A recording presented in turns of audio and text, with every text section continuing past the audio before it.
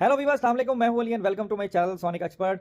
आज 27 फरवरी है और मंगल का दिन है। गोल्ड प्राइस से रिलेटेड वीडियो लेकर आपकी खिदमत में हाजिर हूं। गुजारिश करूंगा उन लोगों से जो वीडियो पर फर्स्ट टाइम आए हैं, काइंडली चैनल को सब्सक्राइब करें और बेल आइकन जरूर दबाएं ताकि उन्हें आने वाली वीडियो का नोटिफिकेशन मिले। सोने का रेट में जो है वो थोड़ा सा डिफरेंस पड़ा है महंगाई की तरफ। आलमी मंडी बिल्कुल भी स्टेबल नहीं है, प्लस माइनस में चल रही है। अगर हम 1 ट्रॉय आउंस की बात करें तो $2036 पर है इस वक्त, जो 2033 पे थी। इंटर बैंक में 279.75 है, यानी 75 पैसे महंगा हुआ है। और 282 पर है ओपन मार्केट में। अगर आप खरीदेंगे तो 285 288 में मिलेगा। दुबई में सोने का रेट 2,19,000 रुपये फी तोला है और चांदी का रेट है 2540 रुपये फी तोला। अगर हम लोकल मार्केट की बात करें सोने के रेट की तो 2,21,800 रुपये फी तोला जो है वो पीस का रेट बताया जा रहा है और 2,18,800 रुपये लोकल रिफाइंड की पठूर का।